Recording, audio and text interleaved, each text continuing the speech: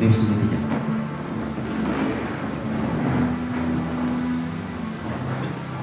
ഇനി പകൽ സമയം വീണ്ടും ഒരു പ്രാവശ്യം ഇവിടെ മാറ്റമില്ലാത്ത ദൈവത്തിൻ്റെ വചനമായിരിക്കും. ദൈവം നൽകി തന്ന നല്ല സമയത്തെ ഓർത്ത് ഞാൻ സ്തോത്രം ചെയ്യുന്നില്ല. ദൈവജനത്തിൽ കർത്താവ് യേശു ക്രിസ്തുവിന്റെ നാമത്തിലുള്ള സ്നേഹവന്ദനത്തെ ഞാൻ ആദ്യം തന്നെ അറിയിക്കുകയാണ്.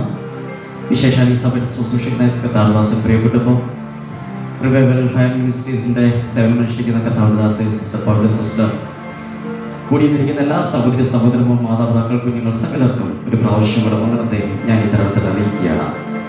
അല്പസമയത്തെ ദൈവത്തിൻ്റെ ചിന്തകൾ യെശയ്യാ പ്രവാചകന്റെ പുസ്തകം 51-ാം അധ്യായം 1 മുതൽ 3 വരെയുള്ള വാക്യങ്ങൾ. യെശയ്യാ പ്രവാചകന്റെ പുസ്തകം 51-ാം അധ്യായം 1 മുതൽ 3 വരെയുള്ള വാക്യങ്ങൾ. നീതിയെ പിന്തുടരുന്നവരും യഹോവയെ അന്വേഷിക്കുന്നവരുമായുള്ളവരെ, എന്റെ വാക്ക് കേൾപ്പിൻ. നിങ്ങളെ വെട്ടിയെടുത്ത പാറയിലേക്കും നിങ്ങളെ കുഴിച്ചെടുത്ത ഖനിഗർഭത്തിലേക്കും തിരിഞ്ഞു നോക്കുവിൻ. നിങ്ങളുടെ പിതാവായ അബ്രഹാമിങ്കിലേക്കും നിങ്ങളെ പ്രസവിച്ച സാറായിങ്കിലേക്കും തിരിഞ്ഞു നോക്കുവിൻ. ഞാൻ അവനെ ഏകനായിട്ട് വിളിച്ച് അവനെ അനുഗ്രഹിച്ച് വർദ്ധിപ്പിച്ചിരിക്കുന്നു. യഹോവ സീയോനെ ആശ്വസിപ്പിക്കുന്നു. അവൻ അതിന്റെ സകല ശൂന്യസ്ഥലങ്ങളെയും ആശ്വസിപ്പിച്ച് അതിന്റെ മരുഭൂമിയെ ഏദനെ പോലെയും അതിന്റെ നിർജ്ജന പ്രദേശത്തെ യഹോവയുടെ തോട്ടത്തെ പോലെയും ആക്കുന്നു. ആനന്ദവും സന്തോഷവും സ്തോത്രവും സംഗീതഘോഷവും അതിലുണ്ടാകും. ഒരു നിമിഷം കടലടയ്ക്കാൻ നമുക്ക് ദൈവസ്ഥനെ പ്രാർത്ഥിക്കാം. ഇന്ന് പകൽ സമയം നാം ദൈവസന്നിധിയിലായിരിക്കുന്നു. നമ്മുടെ ജീവിതത്തിൽ അനുഗ്രഹമായി തീരുന്നതിന് വേണ്ടിയിട്ട് മാറ്റമില്ലാത്ത ദൈവശബ്ദം കേൾക്കുന്ന നമ്മുടെ ജീവിതത്തിൽ വിടുതലായി തീരേണ്ടതിനായി ഒരു പ്രാവശ്യം കടലടയ്ക്കാൻ നമുക്ക് ദൈവസ്ഥനെ പ്രാർത്ഥിക്കാം. Hallelujah, hallelujah, hallelujah, hallelujah, hallelujah, hallelujah, hallelujah, hallelujah. ഇന്ന് കേവലം ഒരു മീറ്റിംഗ് ക്രമീകരിച്ചു നമ്മൾ കടന്നു വന്നെന്നുള്ളതല്ല, അതിനപ്പുറത്തിന്റെ പകൽ സമയം ദൈവസന്നിധിയിലായിരിക്കുമ്പോൾ പരിശുദ്ധാത്മാവിന്റെ വലിയൊരു സാന്നിധ്യം നമ്മുടെ മുൻകൂടാരങ്ങൾ മേലിറങ്ങിവെന്ന് അത് നമ്മുടെ ജീവിതത്തിന് വലിയൊരു വിടുതലായി തീരുവാൻ, നമ്മുടെ ആത്മീയ വളർച്ചയ്ക്ക് കാരണമായി തീരുവാൻ, ഇന്ന് നടക്കുന്ന മീറ്റിങ്ങിനകത്ത് ദൈവത്തിന്റെ വലിയൊരു പ്രവൃത്തി കാണുവാൻ ഈ നിമിഷം വരെ അനുഭവിച്ച പരിശുദ്ധാത്മാവിന്റെ ദൈവ സാന്നിധ്യം തുടർന്നുള്ള സമയങ്ങൾ അനുഭവിച്ചറിയുവാൻ, നമ്മുടെ വിഷയങ്ങൾക്ക് വലിയൊരു പരിഹാരവുമായി മടങ്ങിപ്പോകുവാൻ, വേദനയോടെ വന്നിട്ടുണ്ടെങ്കിൽ, ഭാരത്തോടെ വന്നിട്ടുണ്ടെങ്കിൽ, നെടുവീർപ്പോടെ കടന്നു വന്നിട്ടുണ്ടെങ്കിൽ, ഇന്ന് പകൽ സമയത്ത് മീറ്റിംഗ് കഴിഞ്ഞ് ഭവനങ്ങളിലേക്ക് മടങ്ങിപ്പോകുമ്പോൾ വലിയൊരു വിടുതൽ പ്രാപിച്ചുകൊണ്ട് മടങ്ങിപ്പോകുവാൻ കർത്താവ് നമ്മളെ സഹായിക്കേണ്ടതിനായി നമുക്ക് പ്രാർത്ഥിക്കാം. മാനുഷികമായ ശബ്ദമൊന്നുമല്ല, അതിനപ്പുറത്ത് മാറ്റമില്ലാത്ത ദൈവ ശബ്ദം നാം കേൾക്കുന്നതിന് വേണ്ടിയിട്ട്, നമ്മുടെ ജീവിതത്തിന് അനുഗ്രഹമായി തീരുന്നതിന് വേണ്ടിയിട്ട്, നമ്മുടെ കുടുംബത്തിന് വിടുതലായി തീരുന്നതിന് വേണ്ടിയിട്ട്, നമ്മുടെ സഭയ്ക്ക് വിടുതലായി തീരുന്നതിന് വേണ്ടിയിട്ട് നമുക്ക് ദൈവത്തോട് സ്തോത്രം ചെയ്ത് പ്രാർത്ഥിക്കാം. Hallelujah, hallelujah, hallelujah, hallelujah, hallelujah, hallelujah. ഞങ്ങളുടെ പിതാവേ, ഇന്ന് പകൽ സമയം വേണ്ടി ഞങ്ങൾ എങ്ങനെ സ്ഥലത്തിലേക്ക് കടന്നു വരികയാണ്. ഈ നിമിഷം വരെയും അങ്ങ് പാടി സ്തുതിപ്പാനും ആരാധിപ്പാനും ഒക്കെ ഞങ്ങളെ സഹായിച്ചല്ലോ. അല്പസമയം കർത്താവ് ദൈവശബ്ദം കേൾക്കുന്നതിനായി ഞങ്ങൾ എങ്ങനെ സ്ഥലത്തിലേക്ക് കടന്നു വരികയാണ്. ആ മാറ്റമില്ലാത്ത ദൈവശബ്ദം ഞങ്ങൾ കേട്ട് ഞങ്ങളുടെ ജീവിതത്തിൽ അനുഗ്രഹമായി തീരുവാൻ, ഞങ്ങളുടെ ജീവിതത്തിൽ വിടുതലായി തീരുവാൻ കർത്താവേ അങ്ങ് സഹായിക്കുമാറാകണം എന്ന് ഞങ്ങൾ അങ്ങയോട് പ്രാർത്ഥിക്കുന്നു. എല്ലാ മഹത്വവും ഞങ്ങൾ അങ്ങേക്ക് തന്നെ അർപ്പിക്കുന്നു. യേശു ക്രിസ്തുവിന്റെ നാമത്തിൽ അപേക്ഷിക്കുന്നു. ദൈവമോടെ ഉത്തരമരുളുമാറാകണമേ. ഇന്ന് പകൽ സമയം നമ്മുടെ ചിന്തയ്ക്കെടുത്ത യെശയ്യാ പ്രവാചകന്റെ പുസ്തകം 51-ാം അധ്യായം 1 മുതൽ 3 വരെയുള്ള വാക്യങ്ങളാണ് ഇന്ന് പകൽ സമയം ചിന്തയ്ക്ക് എടുത്തിരിക്കുന്നത്. യെശയ്യാ പ്രവാചകന്റെ പുസ്തകം 51-ാം അധ്യായത്തിലേക്ക് കടന്നു വരുമ്പോൾ സർവശക്തനായ ദൈവത്തിന്റെ ദൂത് പ്രവാചകനിലൂടെ ഇസ്രായേൽ ജനത്തോട് വിളിച്ചു പറയുകയാണ്, എന്റെ ന്യായവിധി നിങ്ങളെ തകർക്കുന്നതിന് വേണ്ടിയിട്ടല്ല, എന്റെ ന്യായവിധി നിങ്ങൾ പണിത് പുറത്തെടുക്കുന്നതിന് വേണ്ടിയിട്ടാണ്. ഒരു പ്രവാചകനെ സംബന്ധിച്ചിടത്തോളം ദൈവത്തിന്റെ ആലോചന ദൈവസന്നിധിയിൽ നിന്ന് കേട്ട് പ്രാപിച്ച് അത് ദൈവജനത്തിന് കൈമാറ്റം ചെയ്യുന്ന ഒരു പ്രവാചകന്റെ ശുശ്രൂഷകൾ എന്ന് പറയുന്നത്. എന്നാൽ അതേ സാഹചര്യത്തിൽ യെശയ്യാ പ്രവാചകൻ ഇവിടെ നിന്നുകൊണ്ട് ജനത്തിനും സർവശക്തനായ ദൈവത്തിനും ഇടയിൽ നിന്നുകൊണ്ട് തന്റെ കാര്യങ്ങളെല്ലാം ദൈവസന്നിധിയിൽ നിന്ന് കേട്ടിട്ട്, ദൈവിക ആലോചനകളെ എല്ലാം കേട്ടിട്ട് ദൈവജനത്തിന് കൈമാറ്റം ചെയ്യുന്ന ഒരു ഭാഗമാണ് ഇവിടെ വായിക്കാൻ ഇടയായി തീർന്നത്. ഇസ്രായേൽ ജനത്തെ സംബന്ധിച്ചിടത്തോളം ഈ ഭാഗം വായിക്കുന്നത് 1-ാം വാക്യത്തിൽ നീതിയെ പിന്തുടരുകയും യഹോവയെ അന്വേഷിക്കുന്നതിനുമായുള്ളവരെ എന്റെ വാക്ക് കേൾപ്പി. അപ്പൊ 2 കാര്യങ്ങൾ ഇവിടെ എടുത്തു പറയുന്നു. നീതിയെ പിന്തുടരുകയും 2 യഹോവയായ ദൈവത്തെ അന്വേഷിക്കുന്നതുമായുള്ള ഒരു കൂട്ടം ജനം. അപ്പോൾ ആ 2 കൂട്ടരെന്ന് പറയുമ്പോൾ അനീതി ഇഷ്ടപ്പെടുന്ന ഒരു കൂട്ടം ജനമല്ല, നീതിയെ ഇഷ്ടപ്പെടുന്നവ, നീതിക്ക് വേണ്ടി എല്ലാ കാലത്തും നിൽക്കുന്ന ഒരു കൂട്ടം ജനം. ഇന്നത്തെ കാലഘട്ടത്തിൽ അനീതി എന്ന് പറയുമ്പോൾ അത് കേവലം ജനത്തിന്റെ ഇടയിലേക്ക് ഇങ്ങനെ വർദ്ധിച്ചു വന്നിരിക്കുന്ന കാലഘട്ടത്തിൽ ദൈവജനത്തോട് വിളിച്ചു പറയുന്ന ഒരു ദൂതുണ്ട്. നീതിയെ ഇഷ്ടപ്പെടുന്ന ദൈവജനമേ, ദൈവത്തെ ദൈവത്തിന്റെ വാക്ക് കേൾക്കേണ്ടത് വളരെ ആവശ്യമായ ഒരു കാര്യം തന്നെയാണ്. ദൈവത്തിന്റെ ന്യായവിധി പലപ്പോഴും നമ്മുടെ ജീവിതത്തിൽ നമ്മൾ ചിന്തിക്കും, ദൈവം നമ്മളെ ശോധന ചെയ്യുന്നത്, നമ്മുടെ ജീവിതത്തിൽ വരെ പ്രയാസങ്ങൾ കടന്നു വരുന്നത്, അല്ലെങ്കിൽ നമ്മുടെ ജീവിതത്തിലെ തകർച്ചയ്ക്ക് കാരണമാണെന്ന് പലപ്പോഴും നാം ചിന്തിക്കുമ്പോൾ പരിശുദ്ധ തിരുവചന അടിസ്ഥാനത്തിൽ വളരെ വ്യക്തമായി ശക്തമായി ഇന്ന് പകൽ സമയം നമ്മളോട് വിളിച്ചു പറയുന്ന ഒരു ദൂതുണ്ട്. എന്റെ ദൈവത്തിന്റെ ശോധനകൾ കടന്നു വരുന്നത് അത് നമ്മളെ തകർത്ത് നശിപ്പിച്ച് കളയുന്നതിന് വേണ്ടിയിട്ടല്ല, അതിനപ്പുറം ദൈവത്തിന്റെ പദ്ധതി നമ്മളിലൂടെ പുറത്തു കൊണ്ടുവരുന്നതിന് വേണ്ടിയിട്ടാണ്. ഈ സാഹചര്യത്തെ സംബന്ധിച്ചിടത്തോളം ഈ സാഹചര്യത്തെ പ്രത്യാശയില്ലാതെ കിടക്കുകയാണ്. സകലതും നഷ്ടപ്പെട്ടിട്ട് അവരുടെ ജീവിതത്തിൽ മുന്നോട്ട് എപ്രകാരം ജീവിക്കണമെന്നറിയാതെ, ഇനി എങ്ങനെ ലക്ഷ്യസ്ഥാനത്ത് എത്തിച്ചേരണമെന്നറിയാതെ, ഇനി എങ്ങനെ മുന്നോട്ട് ഓടി തീർക്കണമെന്നറിയാതെ അവർ സകല പ്രത്യാശയും നഷ്ടപ്പെട്ട് അവർ കിടക്കുന്ന ഒരു സന്ദർഭത്തിലാണ് ദൈവിക ആലോചന പ്രവാചകൻ ദൈവജനത്തിന് കൈമാറ്റം ചെയ്യാൻ ഇടയായിട്ടുള്ളത്. ബാബിലോൺ പ്രവാസത്തിൽ കിടക്കുന്ന ഇസ്രായേലിനെ കണ്ടിട്ട്, അല്ലെങ്കിൽ അവരുടെ പ്രത്യാശയില്ലാത്ത അനുഭവത്തെ കണ്ടിട്ട് സർവശക്തനായ ദൈവ പ്രവാചകനോട് വിളിച്ചു പറയുക, ദൈവജനമേ, എന്റെ ശബ്ദം കേൾക്കേണ്ടത് വളരെ ആവശ്യമായ ഒരു കാര്യം തന്നെയാണ്. കഴിഞ്ഞ നാളുകളിൽ നിങ്ങൾ എന്റെ ശബ്ദം കേട്ടിട്ടുണ്ട്, കഴിഞ്ഞ നാൾ എന്റെ ശബ്ദത്തിന് നിങ്ങൾ കീഴടങ്ങിയിട്ടുണ്ട്. പലപ്പോഴും എന്റെ ശബ്ദത്തിന് മുൻപിൽ കീഴടങ്ങാത്തത് കൊണ്ട്, എന്റെ ശബ്ദം കേട്ട് നിങ്ങൾ അനുസരിക്കാത്തത് കൊണ്ട് പലപ്പോഴും നിങ്ങൾ പ്രവാസത്തിലേക്ക് കടന്നു പോയിട്ടുണ്ട്. അതുകൊണ്ട് പ്രവാസത്തിലിരിക്കുന്ന ജനത്തോട് പറയുകയാണ്, നിങ്ങൾ മടങ്ങി വരികയും എന്റെ ശബ്ദം കേൾക്കേണ്ടതും വളരെ ആവശ്യമായ ഒരു കാര്യം തന്നെയാണ്. ബാബിലോണിന്റെ അടിമത്തമെല്ലാം കഴിഞ്ഞ് ഇസ്രായേൽ ജനം മടങ്ങിപ്പോയി കഴിഞ്ഞപ്പോൾ അവരുടെ ജീവിതത്തിലെ പ്രത്യാശകളെല്ലാം പിന്നെ നഷ്ടപ്പെട്ടുകൊണ്ടിരിക്കുകയാണ്. കാരണമുണ്ട്, ദൈവത്തെ ആരാധിക്കേണ്ട ദൈവത്തിന്റെ ആലയം അല്ലെങ്കിൽ ദേവാലയം നശിച്ച് തകർന്ന് കിടക്കുന്ന ഒരവസ്ഥ അവരുടെ മുഖാമുഖമായിട്ട് കാണാനിടയായി തീർന്നു. നമ്മൾ ഏറ്റവും മനോഹരമായ ഒരു ഭവനമൊക്കെ വെച്ചിട്ട് അതൊന്ന് തകർന്ന് കിടക്കുകയാണെങ്കിൽ നമ്മുടെ അകത്തളത്തിൽ എന്തുമാത്രം വേദനപ്പെടാനിടയിൽ തീരും. അതുപോലെ ഇസ്രായേൽ ജനം കഷ്ടപ്പെട്ട് വളർന്നെടുത്ത അവർ ദൈവത്തെ ആരാധിച്ചിരുന്ന ആണ്ടുതോറും യാഗങ്ങൾ നടന്നുകൊണ്ടിരുന്ന ദൈവ സാന്നിധ്യം ഇറങ്ങി നിന്നിരുന്ന ദേവാലയത്തിന്റെ ശൂന്യത കണ്ടു കഴിഞ്ഞപ്പോൾ അവരുടെ ജീവിതത്തിൽ സകല പ്രത്യാശകളും നശിക്കാൻ ഇടയായി തീർന്നു. ഒരു ശലോമോന്റെ ആലയത്തെ കുറിച്ച് പറയുന്നുണ്ട്.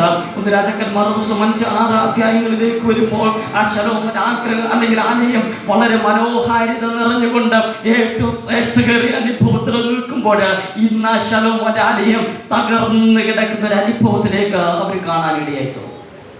ആ തകർന്ന് കിടക്കുന്ന അനുഭവം അവരുടെ ജീവിതത്തിൽ വല്ലാത്ത വേദന ഉളവാക്കി. ആ വേദന ഉളവാക്കി അവരുടെ ജീവിതത്തിൽ ദൈവത്തോട് പറയണം, ദൈവമേ, ഞാൻ സകലം നഷ്ടപ്പെട്ട് കിടക്കുകയാണ്, എൻ്റെ ജീവിതത്തിലെ പ്രത്യാശകൾ മുന്നോട്ട് പറ്റുന്നില്ല, അല്ലെങ്കിൽ എൻ്റെ ജീവിതത്തിൽ ഇപ്പോഴത്തെ അവസ്ഥ ശൂന്യമാണ്, എൻ്റെ ജീവിതത്തിൻ്റെ നിരാശയാണ്. എന്നാൽ ആ ഇരിക്കുന്ന ഒരു കൂട്ടം ജനത്തോടാണ് പരിശുദ്ധാത്മാവിന് സംസാരിക്കാനുള്ളത്. ഇന്ന് പകൽ സമയം വലിയ ജനത്തോടല്ല ദൈവത്തെ സംസാരിക്കാനുള്ളത്. താല്പര്യത്തോട് ഒരുക്കത്തോടെ കടന്നു വന്നിരിക്കുന്ന ജനത്തോട് പരിശുദ്ധാത്മാവിന് ചില ദൂതുകൾ കൈമാറ്റം ചെയ്യാനുള്ളത്. നിരാശയോടാണ്, ശൂന്യതയോടാണ്, ഭാരത്തോടെയാണോ ഇന്ന് പകൽ സമയം നാം ദൈവസന്നിധിയിൽ കടന്നു വന്നിരിക്കുന്നത്? അങ്ങനെയാണ് ഇന്ന് പകൽ സമയം താല്പര്യത്തോടെ ആഗ്രഹത്തോടെയാണ് നാം ദൈവസന്നിധിയിലായിരിക്കുന്നെങ്കിൽ, ദൈവമേ, എന്നോടൊന്ന് സംസാരിക്കുമാറാകണമേ, എൻ്റെ ജീവിതത്തിന്റെ അവസ്ഥകളെ എന്നോടൊന്ന് സംസാരിക്കുമാറാകണമേ, വചനത്തിലൂടെ ദൈവശബ്ദത്തിലൂടെ അങ്ങനെ ശബ്ദം എൻ്റെ കാതുകളിൽ ഒന്ന് കേൾപ്പിക്കുമാറാകണമേ എന്ന് നാം താല്പര്യത്തോടെയാണ് ദൈവസന്നിധിയിൽ ഇരിക്കുന്നതെങ്കിൽ ദൈവം ഒരിക്കലും നിരുത്സാഹത്തോടെ മടക്കി അയക്കത്തില്ല. ദൈവത്തിന്റെ ശബ്ദം നമ്മുടെ കാതുകളിൽ കേൾക്കാനിടയായി തീരും. കഴിഞ്ഞ നാളുകളിൽ നാം ദൈവശബ്ദം കേട്ടിട്ടുണ്ട്, കഴിഞ്ഞ നാളുകളിൽ നാം ദൈവത്തിന്റെ ശബ്ദം അനുഭവിച്ചറിഞ്ഞിട്ടുണ്ട്. പക്ഷേ ഈ സമയങ്ങളിൽ നാം ദൈവത്തിന്റെ ശബ്ദം കേൾക്കുന്നില്ല എങ്കിൽ നമ്മൾ എവിടെയൊക്കെയോ ചില നിരാശകൾ കിടപ്പുണ്ട്, എവിടെയൊക്കെ ചില തകർച്ചകൾ കിടപ്പുണ്ട്, എവിടെയൊക്കെ ചില ദൈവമായുള്ള ബന്ധത്തിന് വേണ്ടിയൊക്കെ കോട്ടങ്ങൾ സംഭവിച്ചിട്ടുണ്ട്. ആ ജനത്തോട് വിളിച്ചു പറഞ്ഞ് നിങ്ങളൊന്ന് മടങ്ങി വരുമെങ്കിൽ ഞാൻ എൻ്റെ ശബ്ദം നിങ്ങളെ കേൾപ്പിക്കാൻ ഇടയായി തീരും. ഇത് പകൽ സമയം നാം ഒന്ന് മടങ്ങി വരുമെങ്കിൽ, നാം ദൈവസന്നിധിയിലേക്ക് അടുത്തു വരുമെങ്കിൽ, ദൈവം എന്നോട് സംസാരിക്കണം എന്ന താല്പര്യത്തോടെ നാം ഇരിക്കുന്നുണ്ടെങ്കിൽ ആ ഒരു കൂട്ടം ജനത്തോടെ ദൈവത്തിന് സംസാരിക്കുന്നുണ്ടെന്നേ. ആളുകളുടെ പെരുപ്പത്തിലൊന്നുമല്ല ദൈവം നോക്കുന്നത്, ഒരു ആത്മാവിന്റെ ഒരുക്കത്തിൽ പ്രസാദിക്കുന്ന ഒരു ദൈവമുണ്ട്. ഇന്ന് ഒരുക്കത്തോടെയാണ് നാം ദൈവസന്നിധിയിലായിരിക്കുന്നെങ്കിൽ ആ ദൈവം ഇന്ന് പകൽ സമയം നമ്മളോട് സംസാരിക്കുവാൻ അവൻ വിശ്വസ്തനായ ഒരു ദൈവം തന്നെയാണ്. ഇവിടെ പ്രത്യാശ നഷ്ടപ്പെട്ട് സകലതും തീർന്നു കിടക്കുന്ന ഒരു കൂട്ടം സമൂഹത്തോട്, അല്ലെങ്കിൽ ഒരു കൂട്ടം ജനത്തോട്, അല്ലെങ്കിൽ ഒരു അല്പം ജനത്തോട് പരിശുദ്ധാത്മാവ് സംസാരിക്കുന്ന ഒരു കാര്യം, എൻ്റെ ശബ്ദം നിങ്ങളൊന്ന് കേൾക്കുക. നിരാശയിലിരിക്കുന്ന വലിയൊരു ജനമല്ല, ഒരല്പം ജനം. ആ അല്പം ജനത്തോട്, അല്ലെങ്കിൽ ചെറിയ ഒരു കൂട്ടം ജനത്തോടാണ് സംസാരിക്കുന്നത്. എൻ്റെ വാക്ക് നിങ്ങളൊന്ന് കേൾക്കുമെങ്കിൽ ഞാൻ നിങ്ങൾക്ക് വേണ്ടി പ്രവർത്തിക്കുവാൻ ഞാൻ വിശ്വസ്തനായ ഒരു ദൈവം തന്നെയാണ്. അപ്പോൾ നിരാശയുടെ നടുവിലും വിശ്വസ്തയോടെ നിന്ന ഒരു കൂട്ടം ജനം. എസ്കേൽ പ്രവാചകന്റെ പുസ്തകം 37-ാം അധ്യായത്തിലേക്ക് വരുമ്പോൾ ഒരു സാഹചര്യത്തിന്റെ അവസ്ഥ അവിടെ വളരെ വ്യക്തമായിട്ട് ഭക്തൻ രേഖപ്പെടുത്തി വെച്ചിട്ടുണ്ട്. സകലതും തകർന്നു, കേവലം അസ്ഥി കൂമ്പാരങ്ങളായിട്ട് ഇസ്രായേൽ കിടക്കുകയാണ്. ഒരു പ്രതീക്ഷയും ഇല്ലാതെ, ഒരു സാഹചര്യത്തിന് നിർവാഹവും ഇല്ലാതെ, എങ്ങനെ നിലനിൽക്കണമെന്നറിയാതെ കേവലം അസ്ഥി കൂമ്പാരങ്ങളായിട്ട് ഇസ്രായേൽ കിടക്കുമ്പോൾ എസ്കേൽ പ്രവാചകനോട് പരിശുദ്ധാത്മാവ് പറഞ്ഞൊരു കാര്യമുണ്ട്. നീ ജനത്തെ നോക്കി, അല്ലെങ്കിൽ അസ്ഥികൂടങ്ങളെ നോക്കി പ്രവചിക്കുക, കാരണം അതൊരു വലിയ സൈന്യമായി എഴുന്നേൽക്കാനായിട്ട് പോവുകയാണെന്ന്. ഇന്ന് പകൽസമയം നാമും ഒരു ശോചനീയ അവസ്ഥയിലാണെങ്കിൽ, ഒരു ജീവനില്ലാത്ത അനുഭവമാണെങ്കിൽ, ഇന്ന് പകൽസമയം നമ്മളെ തന്നെ ദൈവങ്ങളെ കേൾപ്പിച്ചു കൊടുത്തിട്ട് പറ, ദൈവമേ എന്നെ ഒന്ന് ജീവിക്കുമാറാക്കണം, അങ്ങയുടെ സന്നിധിയിൽ നിലനിൽക്കുന്നതിന് വേണ്ടിയിട്ട്. ഇവിടെ യെശയ്യാ പ്രവാചകൻ ആ ജനത്തോട് പറയുകയാണ്, കേവലം അസ്ഥി കൂമ്പാരങ്ങളായിട്ട് കിടക്കുകയാണോ, കേവലം ഒരു ക്ഷണിക അവസ്ഥയിൽ കിടക്കുകയാണോ, ജീവിതത്തിന്റെ സകലം നഷ്ടപ്പെട്ട് കിടക്കുകയാണോ? ആ ജനത്തോട് പറയുകയാണ്, നിങ്ങൾ എന്റേതായിട്ട് അല്ലെങ്കിൽ ദൈവശബ്ദം കേൾക്കേണ്ടത് വളരെ ആവശ്യമായ ഒരു കാര്യം തന്നെയാണ്. ഈ ഇസ്രായേൽ ജനത്തെ സംബന്ധിച്ച് അവർ മനസ്സുകളെല്ലാം തകർന്ന് അവരുടെ ലക്ഷ്യസ്ഥാനമെല്ലാം അവർക്ക് നഷ്ടപ്പെട്ടു പോയി. ഇത്രയും നാളും അവർക്കൊരു ലക്ഷ്യമുണ്ടായിരുന്നു, എങ്ങനെ ജീവിക്കണം എന്നുള്ളത്. പക്ഷെ ഇന്ന് അവർക്ക് ലക്ഷ്യമില്ല, എങ്ങനെ ജീവിക്കണം എന്നുള്ളത്. കാരണം ദേവാലയം നശിച്ച് കിടക്കുന്നതും ശൂന്യതകളും അവസ്ഥകളും എല്ലാം കണ്ടു കഴിഞ്ഞപ്പോൾ അവർ സകല ലക്ഷ്യങ്ങളും നഷ്ടപ്പെട്ടു പോകാൻ ഇടയായി തീർന്നു. എങ്ങനെ മുന്നോട്ട് പോകണമെന്നറിയത്തില്ല, എങ്ങനെ ജീവിച്ച് തീർക്കണമെന്നറിയത്തില്ല. ഇങ്ങനെയുള്ള സന്ദർഭങ്ങളിൽ അവർ മുന്നോട്ട് പോയിക്കൊണ്ടിരിക്കുമ്പോൾ ആ ജനത്തോട് വിളിച്ചു പറയുന്ന ഒരു കാര്യമുണ്ട്. 1-ാം വാക്യത്തിൽ പ്രകാരം പറയുന്നുണ്ട്, നിങ്ങളൊന്ന് തിരിഞ്ഞു നോക്കേണ്ടത് വളരെ ആവശ്യമായ കാര്യം തന്നെയാണ്. ഇന്ന് പകൽസമയം പരിശുദ്ധാത്മാവിനും ആദ്യം നമ്മളോട് വിളിച്ചു പറയാനുള്ള ഒരു ദൂതുണ്ട്. നാമും തിരിഞ്ഞു നോക്കണം. എങ്ങോട്ടാ? ദൈവത്തിന്റെ പദ്ധതികൾ നമ്മുടെ ജീവിതത്തിൽ ചെയ്തെടുത്തത്, ദൈവത്തിന്റെ വാഗ്ദത്തങ്ങൾ ദൈവം നമ്മുടെ ജീവിതത്തിൽ പൂർത്തീകരിച്ചത്, അതെല്ലാം ഒന്ന് തിരിഞ്ഞു നോക്കിയിട്ട് വേണം നമ്മുടെ ഓരോ ചുവടുകളും മുന്നോട്ട് വെക്കുന്നതിന് വേണ്ടിയിട്ടാണ്. പലപ്പോഴും പലരും പറയുന്ന ഒരു കാര്യമുണ്ട്, പിന്നിലുള്ള വഴികളെ സകലത്തിനും മറന്നിട്ട് വേണം മുൻപിലുള്ളതിലേക്ക് നമ്മൾ നടക്കുന്നതിന് വേണ്ടിയിട്ടാണ്. എന്നാൽ ഇന്ന് പകൽസമയം ഞാൻ വിളിച്ചു പറയും, പിൻപിലുള്ളതിനെ മറന്നിട്ടല്ല മുൻപോട്ട് ഓടേണ്ടത്, പിൻപിലുള്ളതിനെ ഓർത്തിട്ട് വേണം മുമ്പോട്ട് ചുവടുകൾ എടുത്ത് വെക്കുന്നതിന് വേണ്ടിയിട്ട്. എങ്കിൽ മാത്രമേ ദൈവത്തിന്റെ സന്നിധി ദൈവം നമ്മളെ നിലനിർത്തത്തുള്ളൂ. കഴിഞ്ഞ നാളുകളിൽ ദൈവം ചെയ്തിട്ടുള്ള വിടുതലുകളൊക്കെ മറന്നുകൊണ്ടല്ല ഓടേണ്ടത്, ദൈവം ചെയ്ത വിടുതലുകൾ ഓർത്തുകൊണ്ട് വേണം ഓടുന്നതിന് വേണ്ടിയിട്ട്. അപ്പോൾ നമുക്ക് ധൈര്യത്തോടെ ദൈവത്തിന് നിലനിൽക്കാനായിട്ട് പറ്റും, ഓരോ ചുവടുകൾ ഓടിത്തീർക്കാനായിട്ട് പറ്റും. അല്ലാതെ കാലം സകലം മറന്നിട്ട് ദൈവമായി മുന്നോട്ട് നടത്തണമെന്ന് പറഞ്ഞാൽ നമ്മുടെ വിശ്വാസത്തിൽ നമ്മൾ തകർന്നു പോകാൻ ഇടയായിട്ടില്ല. ഈ സാഹചര്യത്തോടും അതേ ദൂതനെ വിളിച്ചു പറയാണ്, ഈ സാഹചര്യം പിന്നിട്ട വഴികളെ നിങ്ങൾ മറന്നു പോകരുത്.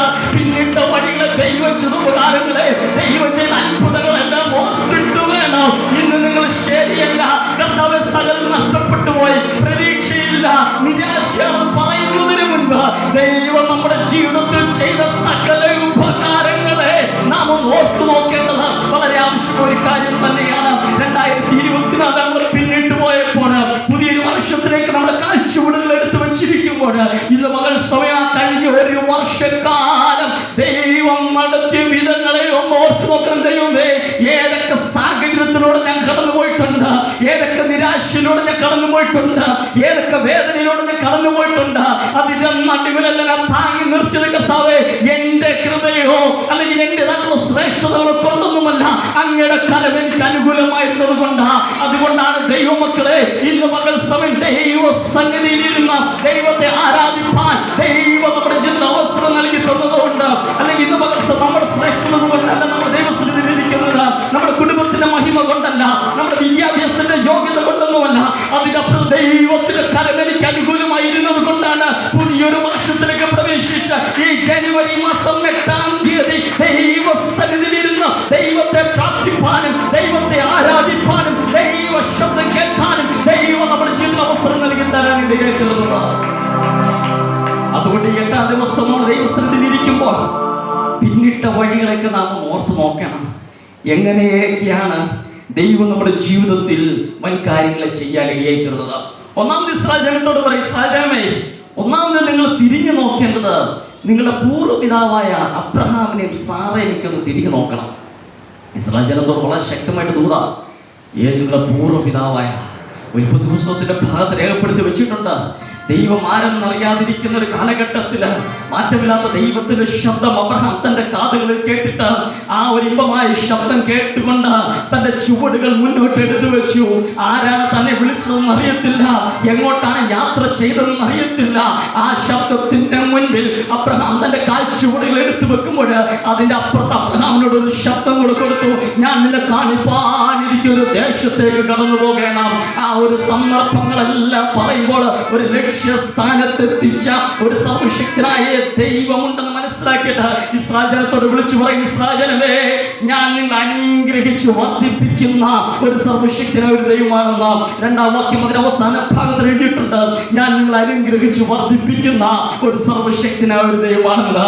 ഒരു വിശാലത നൽകി കൊടുത്തവൻ ഞെരുക്കത്തിലിരുന്ന ഒരു അബ്രഹാമിന്, ഞെരുക്കത്തിലിരുന്ന ഒരു സാറായെ, ഞെരുക്കത്തിലിരുന്ന ഒരു കുടുംബത്തെ ഒരു വിശാലത നൽകി കൊടുത്ത് ദൈവം തന്റെ പദ്ധതികൾക്ക് വേണ്ടി ഒരുക്കി എടുത്തിട്ടുണ്ടെങ്കിൽ ആ ഇസ്രായേലത്തോടും അതേ ദൂത് തന്നെ സർവശക്തനായ ദൈവം വിളിച്ചു പറയുകയാണ്, ഞാൻ നിങ്ങളെ അനുഗ്രഹിച്ച് വർദ്ധിപ്പിക്കുന്ന ഒരു സർവശക്തനായ ഒരു ദൈവമാണെന്ന്. ഇന്ന് പകൽ സമയം നമ്മളോടും അതേ ദൂത് തന്നെ വിളിച്ചു പറയുന്നത്, ദൈവസ്ഥനിൽ നാം ഇരിക്കുമ്പോൾ, ദൈവസ്ഥനിൽ നാം കരയുമ്പോൾ, ദൈവസ്ഥനിൽ നാം പ്രാർത്ഥിക്കുമ്പോൾ, ദൈവസ്ഥനിൽ നാം പാടി വീഴുമ്പോൾ, ദൈവസ്ഥനിൽ മുഴുവൻ കാലുകളെ മടക്കുമ്പോൾ ഒരു കാര്യം അകത്തളത്തിൽ നാം ഓർക്കണം, അവൻ നമ്മളെ വെറുതെ വിടുന്ന ദൈവമല്ല.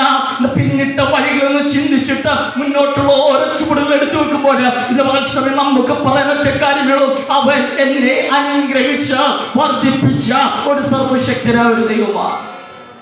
അബ്രഹാം ഏകനായിട്ട് ഇറങ്ങിയത്, തന്നോട് കൂടെ ആരുമില്ലായിരുന്നു. എന്നാൽ ഏകനായി ഇറങ്ങിയവനെ വഴിയിലിട്ടിട്ട് പോയ സർവശക്തനായ ദൈവമല്ല, ഏകനായി ഇറങ്ങിയവനെ ലക്ഷ്യസ്ഥാനത്തെത്തിച്ച ഒരു സർവശക്തനായ ദൈവം. കാരണം എന്താണെന്നറിയാമോ? അതിന്റെ പിന്നിൽ ദൈവ ശബ്ദം കേട്ട് കാൽച്ചുവടുകൾ എടുത്തു വെച്ചത് കൊണ്ട്. ഇത് പകൽ സമയം നാമം ഏകനായിട്ടാണെങ്കിൽ ദൈവ ശബ്ദം കേട്ടിട്ടാണ് നമ്മുടെ ചുവടുകൾ എടുത്തു വെക്കുന്നതെങ്കിൽ ആ ദൈവ ശബ്ദത്തിന് മുൻപിൽ നാം കീഴ്പ്പെടുമെങ്കിൽ അവൻ നമ്മളെ അനുഗ്രഹിച്ച് വർദ്ധിപ്പിക്കുവാൻ സർവശക്തനായ ഒരു ദൈവമാണ്. പലപ്പോഴും പല മനുഷ്യരും നമ്മളെ വിളിച്ചിട്ട് പാതി വഴിയിലിട്ടിട്ട് അവരുടെ കാര്യങ്ങൾക്ക് വേണ്ടിയിട്ട് പോകുമ്പോൾ എന്നാൽ നാം നമ്മുടെ ദൈവം, നാം ആരാധിക്കുന്ന നമ്മുടെ ദൈവം, നമ്മളെ വിളിച്ചു വേർതിരിച്ച നമ്മുടെ ദൈവം, ഇനി ആലയത്തിനകത്ത് കൊണ്ടുവന്നിരിക്കുന്ന നമ്മുടെ ദൈവം, പരിശുദ്ധാത്മാവിന്റെ നിറവിൽ ആരാധിക്കാൻ അവസരം നൽകി തന്ന സർവശക്തനായ ഒരു ദൈവം, അവൻ നമ്മളെ തള്ളിക്കളയുന്ന ഒരു ദൈവമല്ല, അവൻ വഴിയിലിട്ടിട്ട് പോകുന്ന ദൈവമല്ല. എവിടെയാണോ നമ്മളെ എത്തിക്കുമെന്ന് പറഞ്ഞത് ആ നിത്യത വരെ കരം പിടിച്ചു നടത്തുവാൻ അവൻ വിശ്വസ്തനായ ഒരു ദൈവം തന്നെയാണെന്ന് ലോകത്തിലുള്ള ഒരു മനുഷ്യനും പറഞ്ഞിട്ടില്ല ഞാൻ നിന്നെ കരം പിടിച്ച് നടത്തുമെന്ന്. ലോകത്തിലുള്ള ഒരു മനുഷ്യനും പറഞ്ഞിട്ടില്ല ഞാൻ നിന്നെ നിത്യത വരെ എത്തിക്കുമെന്ന്. ലോകത്തിലുള്ള ഒരു മനുഷ്യനും പറഞ്ഞിട്ടില്ല നിന്നെ ലക്ഷ്യസ്ഥാനത്ത് ഞാൻ എത്തിക്കുമെന്ന്. പറഞ്ഞ ഒരുവൻ മാത്രമേ ഉള്ളൂ. 2024 വർഷങ്ങൾക്ക് മുൻപ് സകല മാനവജാതിയുടെ പാപത്തിന്റെ പരിഹാരത്തിനായി ക്രൂശിന്മേൽ യാഗമായ സർവശക്തനായ ഒരു ദൈവം ഇന്നും പിതാവിന്റെ വലത്ത് ഭാഗത്തിരുന്നുകൊണ്ട് തന്റെ ജനത്തിന് വേണ്ടി മധ്യസ്ഥത കളിക്കുന്നവൻ അവൻ ഇന്ന് മകസ്വരം നമ്മളോട് വിളിച്ചു പറയുകയാണ്, ഞാൻ ലക്ഷ്യസ്ഥാനത്ത് നിന്നെ എത്തിക്കുന്ന ഒരു സർവശക്തനായ ദൈവമാണെന്ന്. നമ്മളെ വിളിച്ചത് വൃഥാവല്ല കേട്ടോ, നമ്മളെ തെരഞ്ഞെടുത്തത് വൃഥാവല്ല കേട്ടോ, നമ്മളെ ദൈവസഭയുടെ അംഗമാക്കി വെച്ചത് വൃഥാവല്ല കേട്ടോ, ദൈവത്തിന്റെ പദ്ധതികൾക്കായി ദൈവം നമ്മൾ ആക്കി വെച്ചത് വൃഥാവല്ല. അതിന്റെ പിന്നിലെല്ലാം ദൈവത്തിന് എല്ലാ കാലത്തും ഒരു ഉദ്ദേശമുണ്ടായിരുന്നത്. ഇത് മകൾ സഭയ്ക്ക് എത്ര പേർക്ക് പറയാനായിട്ട് കഴിയും? എന്നെ വിളിച്ച ദൈവം വഴിയിലിട്ടിട്ട് പോകുന്ന ദൈവമല്ല, എന്നെ ലക്ഷ്യസ്ഥാനത്തെത്തിക്കുന്ന എന്റെ ജീവിതാവസാനം വരെ. അതുകൊണ്ട് സുവിശേഷത്തിൽ പ്രകാരം എഴുതി വെച്ചു, ഞാനോ ലോക അവസാനത്തോളവും എല്ലാ നാളും നിന്നോട് കൂടെയുള്ള ദൈവമാണ്. നമ്മളെ ലക്ഷ്യസ്ഥാനത്തെത്തിക്കുന്ന ഒരു സർവശക്തനായ ദൈവം. അതുകൊണ്ട് ഇസ്രായേൽ പുസ്തകത്തിലൊക്കെ പറയുന്നുണ്ട്, ആറ്റിക്കരയിൽ വിളിച്ചൊരു ഉപവാസമൊക്കെ പ്രസിദ്ധപ്പെടുത്തി കഴിഞ്ഞപ്പോൾ താൻ പറയുകയാണ്, ദൈവമേ ഞങ്ങളെ ലക്ഷ്യസ്ഥാനത്തെത്തിക്കുമാറാകണം. കാരണം രാജാവിനോട് സൈന്യത്തെ ആവശ്യപ്പെടാനായിട്ട് പറ്റത്തില്ല, രാജാവിന്റെ മുൻപിൽ ചെന്ന് കൈകൾ മലർത്താനായിട്ട് പറ്റത്തില്ല. അതുകൊണ്ട് ദൈവസന്നിധിയിൽ പറയും, ദൈവമേ എന്നെ ലക്ഷ്യസ്ഥാനത്ത് അങ്ങ് എത്തിക്കുമാറാകണമേ.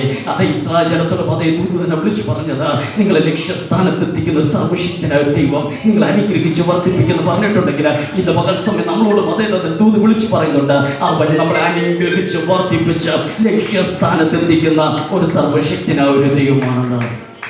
ഓരോ ദിവസവും നമ്മളെ നടത്തുന്ന സർവശക്തനായ ഒരു ദൈവം, ഓരോ ദിവസവും നമ്മൾക്ക് വേണ്ടി നൽകി തന്ന സർവശക്തനായ ഒരു ദൈവം. നമ്മുടെ ജീവിതത്തിൽ എന്തൊക്കെയാണ് ആവശ്യം അതെല്ലാം കൃത്യ സമയത്ത് ദൈവം നമ്മുടെ പക്കൽ ഫലമേൽപ്പിച്ചിട്ടുണ്ട്. ആ ഒരു സാഹചര്യത്തോട് പറയുന്ന ഒരു കാര്യങ്ങൾ ഒന്നാമത് വിളിച്ച് പറയുകയാണ്, ഞാൻ നിങ്ങളെ അനുഗ്രഹിച്ച് വർദ്ധിപ്പിക്കുമെന്ന് പറഞ്ഞിട്ട് ഭാഗത്തിലേക്ക് വന്നിട്ട് പറയുകയാണ്, അതിന്റെ 3-ാം വാക്യത്തിലേക്ക് വന്നിട്ട്, ഞാൻ നിങ്ങളെ ആശ്വസിപ്പിക്കുന്ന ഒരു സർവശക്തനായ ഒരു ദൈവമാണെന്ന്. ഒരു മനുഷ്യൻ തരുന്ന ഒരു ആശ്വാസത്തിന്റെ വാക്കുകളല്ല. ആ ആശ്വാസം നഷ്ടപ്പെട്ട് അല്ലെങ്കിൽ ജീവിതത്തിന്റെ സമാധാനം നഷ്ടപ്പെട്ട് കിടക്കുന്ന ഒരു കൂട്ടം ജനത്തോട് വിളിച്ചു പറയാണ്, ഞാൻ നിങ്ങളെ ആശ്വസിപ്പിച്ച് നിങ്ങളെ സമാധാനത്തോടെ നടത്തുന്ന ഒരു സർവശക്തനായ ദൈവം. അതുകൊണ്ടാണ് അപ്പോസ്തലൻ പൗലോസ് പറയുന്ന ഒരു കാര്യമുണ്ട്, സകല ആശ്വാസത്തിന്റെ ഉറവിടം സർവശക്തനായ ഒരു ദൈവമാണെന്ന്. അങ്ങനെയാണ് നമ്മുടെ ജീവിതത്തിലെ സകല ആശ്വാസത്തിന്റെ, നമ്മുടെ ജീവിതത്തിലെ സകല സമാധാനത്തിന്റെ ഉറവിടം മനുഷ്യരിൽ നിന്നല്ല കേട്ടോ, അത് ദൈവത്തിന്റെ പക്കൽ നിന്നാണെന്ന്. മനുഷ്യന്റെ ആശ്വാസ വാക്കുകൾക്കും സമാധാനത്തിന്റെ വാക്കുകൾ സകലത്തിനും പരിമിതികളുണ്ട്. അതിനൊരു ഫുൾ സ്റ്റോപ്പ് ഉണ്ട്. അതിന്റെ അപ്പുറത്തോട്ട് അവരെ എത്ര ആശ്വസിപ്പിച്ചെന്ന് പറഞ്ഞാലും എത്ര സമാധാനിപ്പിച്ചെന്ന് പറഞ്ഞാലും അതിന്റെ അപ്പുറത്തോട്ട് നിൽക്കത്തില്ല. എന്നാൽ സർവശക്തനായ ഒരു ദൈവം ദൈവിക സമാധാനം നമ്മുടെ ജീവിതത്തിൽ നൽകി തന്നിരിക്കുമ്പോൾ, അതുകൊണ്ടാണ് സങ്കീർത്തനക്കാരൻ ഇപ്രകാരം പറയുന്നുണ്ട്, ഞാനോ സമാധാനത്തോടെ കിടന്നുറങ്ങും, നീയല്ലോ യഹോവേ എന്നെ നിർഭയം വസിക്കുമാറാക്കുന്നത്. ഓരോ ജീവിതത്തിൽ ആകുലതകളും വേദനകളും നിറഞ്ഞു നിൽക്കുമ്പോൾ ഒരു ദൈവ പൈതൽ പലപ്പോഴും സമാധാനമില്ലാതെ ആശ്വാസമില്ലാതെ ജീവിതത്തിൽ ഓടിക്കൊണ്ടിരിക്കുമ്പോൾ, ദൈവ പൈതലെ നമ്മളെ ദൈവം ആഗ്രഹിക്കുന്നത് സമാധാനമില്ലാതെ ഓടുന്നതിന് വേണ്ടിയിട്ടല്ല, സമാധാനത്തോടെ ദൈവസ്ഥനെ നിൽക്കുന്നതിന് വേണ്ടിയിട്ടാണ്. ശിഷ്യന്മാരെ സംബന്ധിച്ചിടത്തോളം യേശുക്രിസ്തുവിന്റെ ക്രൂശീകരണമെല്ലാം കഴിഞ്ഞിട്ട് അവര് ദൈവസ്ഥനിൽ നിന്ന് അല്ലെങ്കിൽ ദൈവത്തെ വാതിലേക്ക് അടച്ചിട്ട് കയറിയിരിക്കുക, വളരെ ഭയത്തോടു കൂടെ ദൈവസ്ഥനിൽ ഇരിക്കുക. എപ്രകാരമാണ്, എങ്ങനെയാണ്? ഇത്രയും ദിവസം ഞങ്ങളുടെ ജീവിതത്തിൽ ഞങ്ങൾക്കൊരു കുഴപ്പവുമില്ലായിരുന്നു. നല്ല അത്ഭുതങ്ങളും അടയാളങ്ങളും വീര്യപ്രവൃത്തികളും എല്ലാം കണ്ട് ഞങ്ങൾ ചുവടുകൾ മുന്നോട്ട് വെച്ചതാണ്. പക്ഷെ യേശുക്രിസ്തു ക്രൂശീകരണ സമയത്ത് അല്ലെങ്കിൽ അതിനുശേഷം അവർ അകത്തളത്തിൽ ഭയം വന്നിട്ട് അവർ വാതിലടച്ച് മുറിക്കകത്തിരിക്കുമ്പോൾ അവരുടെ നടുവിൽ ഇറങ്ങി വന്നിട്ട് സർവശക്തനായ ദൈവം കർത്താവ് യേശുക്രിസ്തു പറയുന്ന ഒരു കാര്യമുണ്ട്, നിങ്ങൾക്ക് സമാധാനം. അങ്ങനെയാണ് ഇന്ന് പകൽ സമയം നമ്മൾക്കും അത് ദൂതുകൾ കിടപ്പുണ്ട്. നമ്മുടെ ജീവിതത്തിൽ സമാധാനമില്ലാതെ നാം ഓടിക്കൊണ്ടിരിക്കുമ്പോൾ ആ സർവശക്തനായ ദൈവം നമ്മളോട് വിളിച്ചു പറയുകയാണ്, നമ്മുടെ ജീവിതത്തിൽ നമുക്ക് സമാധാനം നൽകി തരുന്ന ഒരു സർവശക്തനായ ഒരു ദൈവം. യോബിന്റെ പുസ്തകം വായിക്കുമ്പോൾ യോബിന്റെ സ്നേഹിതന്മാരൊക്കെ യോബിനെ ആശ്വസിപ്പിക്കുന്നതിന് വേണ്ടി കടന്നു അവിടെ രേഖപ്പെടുത്തി വെച്ചിരിക്കുന്നത്. എന്നാൽ യോബിന്റെ ആശ്വാസ വാക്കുകൾ ആരും പറഞ്ഞില്ല. അവരാശ്വാസ വാക്കുകൾ പറയുന്നതിന് പകരം അവനെ കുറ്റപ്പെടുത്താനായിട്ട് തുടങ്ങി, അവനോട് ചില ചോദ്യങ്ങൾ പറയാനായിട്ട് തുടങ്ങി, അവനോട് ചില ഉത്തരമില്ലാത്ത അനുഭവത്തിൽ ചില ചോദ്യങ്ങൾ ചോദിക്കാനായിട്ട് തുടങ്ങി. എന്നാൽ അതിൻ്റെ നടുവിൽ യോബ് പറയുന്ന ഒരു കാര്യമുണ്ട്, എൻ്റെ സകല ആശ്വാസവും ദൈവത്തിൻ്റെ പക്കൽ നിന്ന് വരുന്നുണ്ട്. നമ്മുടെ ജീവിതത്തിൻ്റെ ആശ്വാസം ദൈവത്തിൻ്റെ പക്കൽ നിന്ന്. പലപ്പോഴും നമ്മുടെ സ്നേഹിതന്മാർ പലപ്പോഴും നമ്മളെ ആശ്വസിപ്പിക്കാനായിട്ട് കടന്നു വരും, നമ്മളെ സമാധാനിപ്പിക്കാനായിട്ട് കടന്നു വരും. എന്നാൽ അതിൻ്റെ നടുവിൽ അവരാരും ആശ്വാസത്തിൻ്റെ വാക്കുകൾ പറയുന്നതിനപ്പുറം പലപ്പോഴും അവർ നമ്മളെ പരിഹസിക്കുമ്പോഴും നിന്ദിക്കുമ്പോഴും ഒരു കാര്യം വളരെ വ്യക്തമായി നാം ആലോചിച്ചോണം, അതിൻ്റെ അവസ്ഥകൾ അതൊക്കെ തന്നെയാ. എന്നാൽ ദൈവത്തിൻ്റെ അവസ്ഥ അല്ലെങ്കിൽ ദൈവത്തിൻ്റെ അതൊക്കെ ആശ്വാസം എന്ന് പറയുന്നത് അത് നിത്യത വരെയുള്ളതാ, എല്ലാ സമയത്തും നിലനിൽക്കുന്നതാ. അതിൻ്റെ 3-ാമത്തെ ഭാഗത്തിലേക്ക് വരുമ്പോൾ ആ ഇസ്രായേൽ ജനത്തോട് ഒന്നാമത് പറഞ്ഞൊരു കാര്യം, ഇസ്രായേൽ ജനമേ, ഞാൻ നിങ്ങളെ അനുഗ്രഹിച്ചു വർദ്ധിപ്പിച്ച് നിങ്ങളെ ഞാൻ ലക്ഷ്യസ്ഥാനത്ത് എത്തിക്കുന്ന ഒരു സർവശക്തനായ ഒരു ദൈവം. രണ്ടാമതായി ഒരു പറയുന്ന ഒരു കാര്യമാണ്, ഞാൻ നിങ്ങൾക്ക് ആശ്വാസം നൽകി തരുന്ന ഒരു സർവശക്തനായ ഒരു ദൈവമാണ്.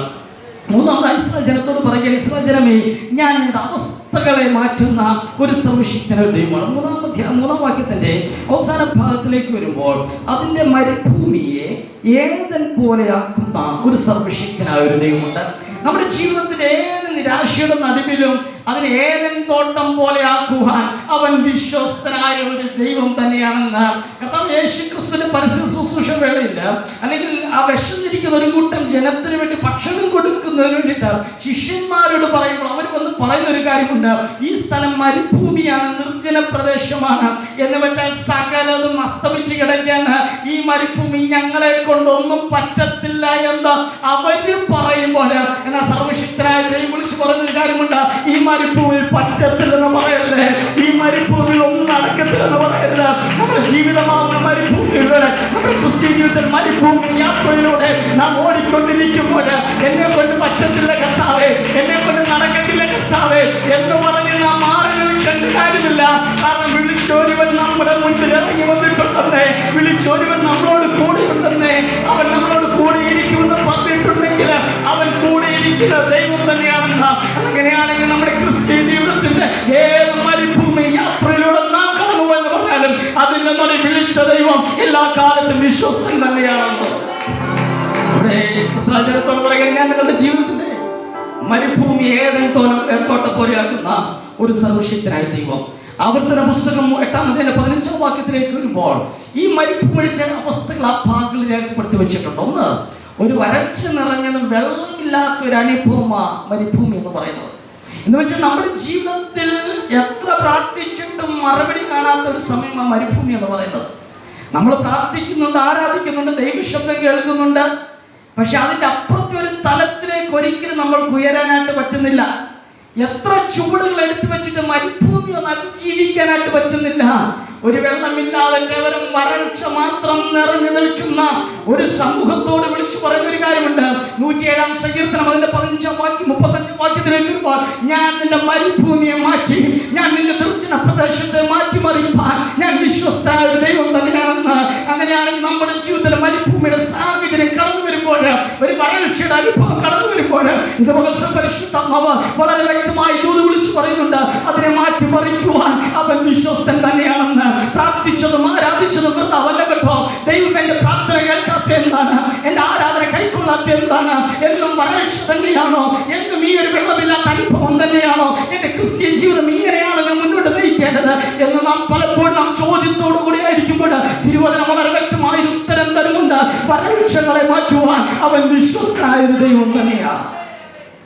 എന്നാൽ 8-15 വാക്യത്തിൽ പിന്നെയും രേഖപ്പെടുത്തി വെച്ചിട്ടുണ്ട്, മരുഭൂമി എന്ന് പറയുന്ന കേവലം വരൾച്ചകൾ മാത്രമുള്ളതല്ല, അഗ്നി സർപ്പം സകലതും നിറഞ്ഞു നിൽക്കുന്ന അല്ലെ തേളുമുള്ള സ്ഥലമാണ് മരുഭൂമി എന്ന് പറയുന്നത്. ആ ഭാഗങ്ങളിൽ നമ്മുടെ ശത്രുക്കൾ നമ്മളെ പതിയിരുന്ന് ആക്രമിക്കുന്ന ഒരു കൂട്ട സമയം മരുഭൂമി എന്ന് പറയുന്നത്.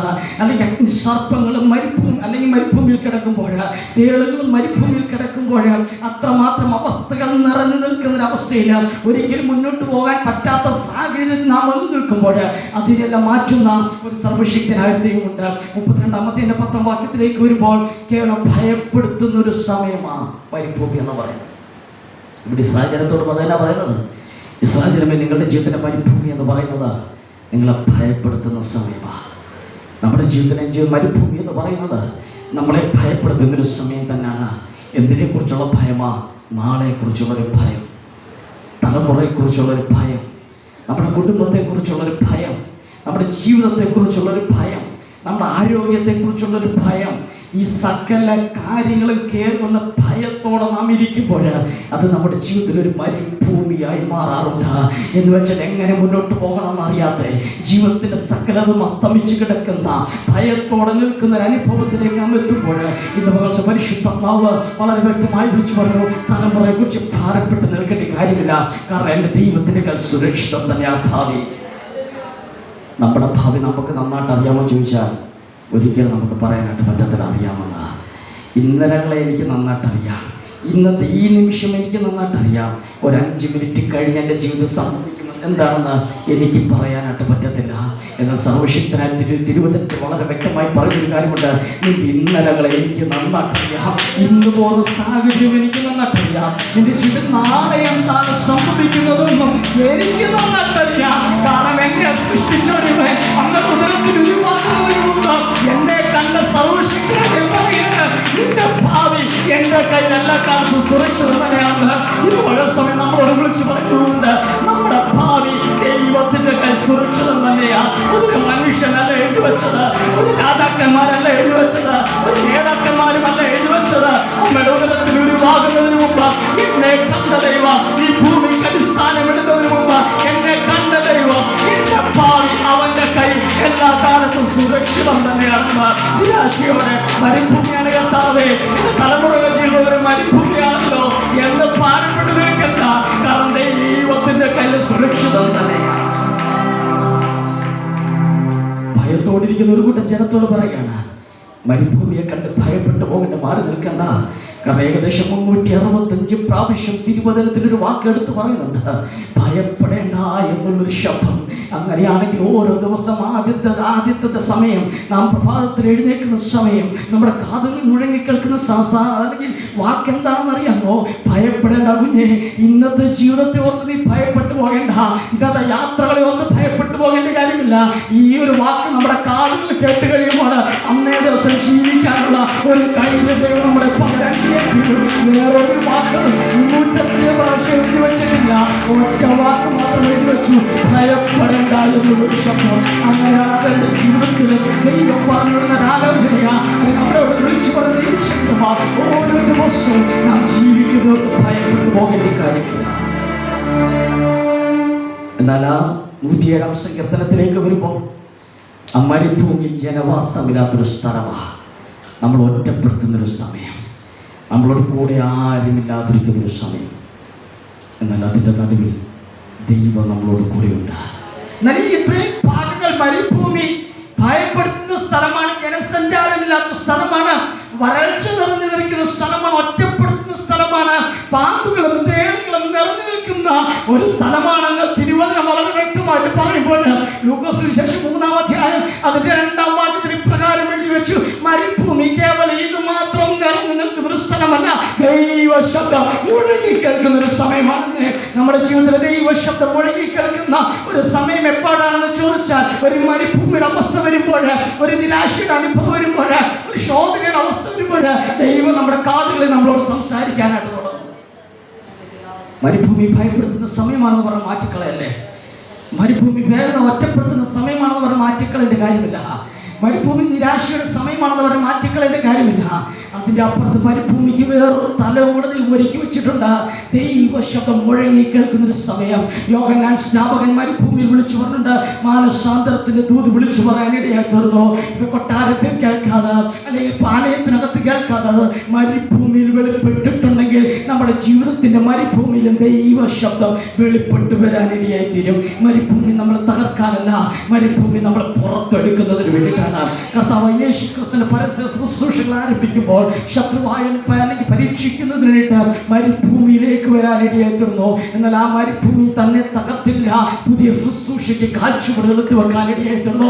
അങ്ങനെയാണ് മരുഭൂമി എന്ന് പറയുന്നത് പുതിയൊരു ശുശ്രൂഷയുടെ കാഴ്ചപ്പാടുകൾ എടുത്തു വെക്കുന്ന സമയമാണ്, ദൈവ ശബ്ദം കേൾക്കുന്ന സമയമാണ്, ദൈവിക ആലോചന കേൾക്കുന്ന സമയമാണ്, ദൈവത്തോട് അടുത്തിരിക്കുന്ന സമയമാണ്. അതിനപ്പുറം ദൈവം നമ്മളെ കുറിച്ച് ആഗ്രഹിക്കുന്ന ചില തലത്തിലേക്ക് നമ്മുടെ കാഴ്ചപ്പാടുകൾ എടുത്തു വെക്കുന്ന സമയമാണെന്ന്. ഹാഗറിനെ കുറിച്ച് പ്രകാരം തിരുവചനം പറയുന്നുണ്ട്, മരുഭൂമിയിൽ വെച്ച് ബാലന്റെ മരണം കാണണ്ട എന്ന് പറഞ്ഞ് ഒരു 50 പാട് ദൂരം മാറി നിൽക്കുമ്പോൾ അതിന്റെ നടുവിൽ മരുഭൂമി ദൈവ ശബ്ദം മുഴങ്ങാനിടയെത്തു. അങ്ങനെയാണ് നമ്മുടെ ജീവിതത്തിന്റെ മരുഭൂമിയിലും ദൈവ ശബ്ദം നമ്മുടെ കാതുകളിൽ മുഴങ്ങി കേൾക്കാനിടയായി തീരും. മോശയോട് പറയാൻ, മോശം മരുഭൂമിയിലേക്ക് ഓടിപ്പോയി. എന്നാൽ അവിടെ വെച്ച് വലിയ ഒരു നിയോഗം പ്രാപിച്ച മോശ മിസ്രൈമിലേക്ക് മടങ്ങി വരാനിടയായി തീർന്നു. കേട്ടോ, നമ്മുടെ ജീവിതത്തിലെ മരുഭൂമി എന്ന് പറഞ്ഞ് നാം ഒരിക്കലും ദൈവത്തിൽ നിന്ന് മാറി നിൽക്കേണ്ട കാര്യമില്ല, ദൈവത്തോട് ചോദ്യങ്ങൾ ചോദിക്കേണ്ട കാര്യമില്ല. കഴിഞ്ഞ നാളുകളിൽ നാം ദൈവത്തോട് ചോദ്യങ്ങൾ ചോദിച്ചിട്ടുണ്ടെങ്കിൽ ഇത് പകൽ സമയം മടങ്ങി വന്നിട്ട് ദൈവത്തോട് പറ, ദൈവമേ കഴിഞ്ഞ നാളുകളിൽ ഞാൻ ഒത്തിരി ചോദ്യങ്ങളൊക്കെ ചോദിച്ചിട്ടുണ്ടല്ലോ, ഒത്തിരി അങ്ങയുടെ പരാതികളൊക്കെ പറഞ്ഞിട്ടുണ്ടല്ലോ, എൻ്റെ ജീവിതത്തിലെ നിരാശകൾ വന്നപ്പോൾ ഞാൻ അങ്ങയോട് പിറുപിറുത്തിട്ടുണ്ടല്ലോ, എൻ്റെ ജീവിത വേദനകൾ വന്നപ്പോൾ ഞാൻ അങ്ങയിൽ നിന്ന് മാറി നിന്നിട്ടുണ്ടല്ലോ. പക്ഷെ ഇന്ന് പകൽ സമയം കർത്താവേ, എനിക്കൊരു കാര്യം അറിയാം, എൻ്റെ ജീവിതത്തിലെ നിരാശയും എൻ്റെ ജീവിതത്തിലെ മരുഭൂമി എന്നെ തകർക്കുന്നതിന് വേണ്ടിയിട്ടല്ല, എന്നെ പണിത് പുറത്തെടുക്കുന്നതിന് വേണ്ടിയിട്ടാണ്. ഒരു പുഷ്പന്റെ കയ്യിൽ ഒരു മൺപാത്രമല്ല നല്ല പാത്രമായി പുറത്തു വരുന്നു. അതൊരു പക്ഷെ പുഷ്പത്തിന്റെ കയ്യിൽ ചീത്തയായി പോയെങ്കിൽ പോലും അതിനെ രൂപപ്പെടുത്തി പുതിയ മരുഭൂമിയിലേക്ക് മാറ്റുന്നത് പോലെ ഇതുവരെ ഞാൻ സന്തോഷത്തിന്റെ അനുഭവം അല്ലെങ്കിൽ ഒരു നിമിഷം മരുഭൂമിയുടെ അവസ്ഥയിലേക്ക് നമ്മളൊക്കെ വരിക്കാം, ഒരു നിമിഷം മരുഭൂമിയുടെ അവസ്ഥയിലേക്ക് നാം പ്രവേശിക്കുമായിരിക്കാം. എന്നാൽ ആ മരുഭൂമി നമ്മളെ പണിത് പുറത്തെടുക്കുന്നതിന് വേണ്ടിയിട്ടുള്ളതാണ്. ഒരു മരുഭൂമിയിലെ ഓടുന്നതിന് വേണ്ടിയിട്ടാണ് ഏലിയാവിനെ ദൈവം ശക്തിപ്പെടുത്താനിടയായി തീർന്നതാണ്. ഏലിയാവിനോട് പറയും, ദൂതൻ വന്ന് തട്ടി ഉണർത്തിയിട്ട് പറയുകയാണ്, ഏലിയാവേ നീ ഭക്ഷിച്ചത് തൃപ്തനാകുക, നിന്റെ മുൻപിലിരിക്കുന്ന തുരുത്തിന് വെള്ളമൊക്കെ ഒന്ന് കുടിക്കുക, നീ ഒരു മരുഭൂമിയിലോട്ടൊന്ന് ഇറങ്ങാനായിട്ട് പോകുകയാ. ഏലിയാവ് ചോദിച്ചു, ഇത്രയും നേരം ഓടിയത് ഈ മരുഭൂമിയിൽ ഇറങ്ങുന്നതിന് വേണ്ടിയിട്ടാണോ? ഇത്രയും നേരം ഓടിയത് അധ്വാനിച്ചതുമല്ല, ഈ മരുഭൂമിയിലേക്ക് ഇറങ്ങുന്നതിന് വേണ്ടിയിട്ടാണോ?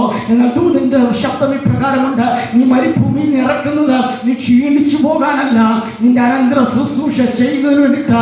ചില പ്രവാചകന്മാരെ നിനക്ക് അഭിഷേകം ചെയ്യണം, രാജാക്കന്മാരെ അഭിഷേകം ചെയ്യണം. അതിനു വേണ്ടിയിട്ടാ ഒരു മരുഭൂമിയുടെ തലം നാം കടന്നപ്പുറത്ത് പോകേണ്ടത്. അങ്ങനെയാണെങ്കിൽ നമ്മുടെ ജീവിതത്തിലും മരുഭൂമി കടന്നു വരുമ്പോൾ നാം ദൈവത്തോട് പിറുപിറുക്കാതെ, നാം ദൈവത്തോട് ചോദ്യങ്ങൾ ചോദിക്കാതെ, അതുകൊണ്ട് അത് അടുത്ത പുതിയ തുടക്കമാണെന്ന്, എൻ്റെ ജീവിതത്തിൽ പുതിയൊരു ആരംഭമാണെന്ന് മനസ്സിലാക്കിക്കൊണ്ട് നാം നമ്മുടെ ക്രിസ്ത്യ ജീവിതം മുന്നോട്ട് നയിക്കേണ്ടത് വളരെ ആവശ്യം ഒരു കാര്യം തന്നെയാണ്. ഇവിടെ നീതിയെ പിന്തുടരുകയും യഹോവയെ അന്വേഷിക്കുന്നവരുമായുള്ളവരെ ദൈവത്തിൻ്റെ ശബ്ദം കേൾക്കുകയും, എന്താ നിങ്ങളെ വെട്ടിയെടുത്ത പാറയിലേക്ക്, ആ കനിഗർഭത്തിലേക്ക് നിങ്ങൾ തിരിഞ്ഞു നോക്കണം. അബ്രഹാമിനും സാറയെ നിങ്ങൾ തിരിഞ്ഞു നോക്കണം. അവരെ ഞാൻ വിളിച്ചു വേർതിരിച്ചു, എൻ്റെ മഹത്വമേറിയ ഒരു നടത്തിപ്പിലൂടെ അവരെ ഞാൻ കൊണ്ടുപോയി ഒരു വാഗ്ദത്ത ദേശത്തേക്ക് ഞാൻ അവരെ കൊണ്ടെത്തിച്ച് അവരുടെ സ്ഥിതിക്ക് ഞാൻ മാറ്റം വരുത്തി. അതുവരെ കണ്ടിട്ടില്ലാത്ത ഒരു തലത്തിലേക്ക് ഞാൻ അവനെ രൂപാന്തരപ്പെടുത്തിയിട്ടുണ്ടെങ്കിൽ നമ്മളെ വിളിച്ചിട്ട് ദൈവം പറയുകയാണ്, നാം ഒന്ന് തിരിഞ്ഞു നോക്കണം. നമ്മുടെ ശൂന്യതകളെല്ലാം നമ്മൾ തകരം അല്ലെങ്കിൽ കടന്ന് ഈ നിമിഷം നമ്മൾ എത്തിയിട്ടുണ്ടെങ്കിൽ നമ്മുടെ സ്ഥിതിക്ക് അവസ്ഥയ്ക്ക് ഭേദം വരുത്തുവാൻ അവൻ വിശ്വസ്തനായ ദൈവം തന്നെയാണ്. അതുകൊണ്ടാണ് പാട്ടുകാരി പ്രകാരം വേണ്ടി മരുഭൂമി യാത്ര അത് കഠിനം, പ്രതികൂലങ്ങളായ നിമിഷമാണ്. എൻ്റെ ജീവിതത്തിലെ മരുഭൂമി യാത്ര കർത്താവെ അത് കഠിനമാണ്, പ്രതികൂലങ്ങളാണ് ഓരോ സമയം എൻ്റെ ജീവിതത്തിൽ മുന്നോട്ട് നടക്കുന്നത്. കർത്താവെ അതിനെ അതിജീവിക്കാനുള്ള ഒരു ദൈവിക കൃപ എൻ്റെ മേലൊന്ന് പകരുമാറാണ്. ആ പാട്ടുകൾ അറിയാം, നിങ്ങൾ ചേർന്ന് പാടെങ്കിൽ എന്നോട് ചേർന്ന് മരുഭൂയാത്രയാതിൽ പ്രതികൂലങ്ങൾ അനുനിമിഷം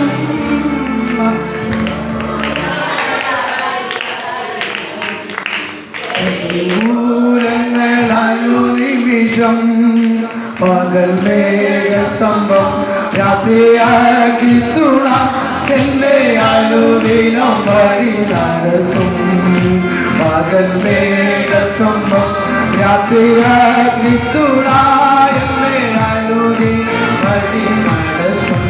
എൻ്റെ യേശു നല്ലവൻ, അവനൊന്നു മതിയായവൻ. യേശു നല്ലവൻ, അവനൊന്നു മതിയായവൻ. ലോകത്തിൽ പ്രയാസങ്ങളിൽ മനമേ അവൻ മതിയായവൻ.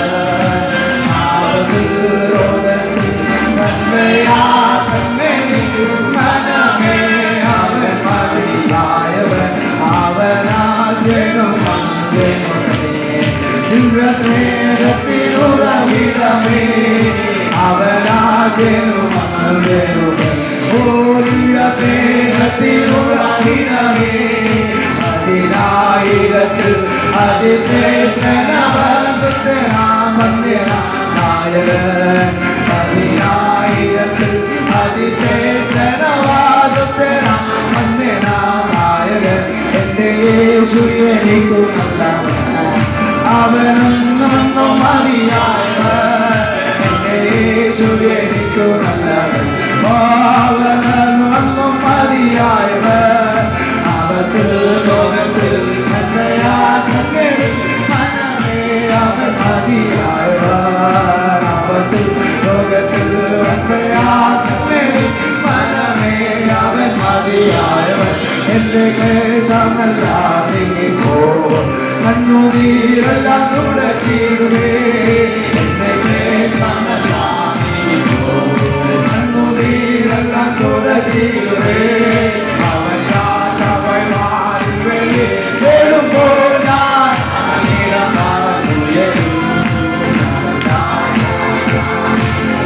വരുമ്പോൾ ഞാൻ അവനിലും പറഞ്ഞു വരും. എൻ്റെ യേശു എനിക്കു നല്ലവൻ, അവനൊന്നും മതിയായവൻ.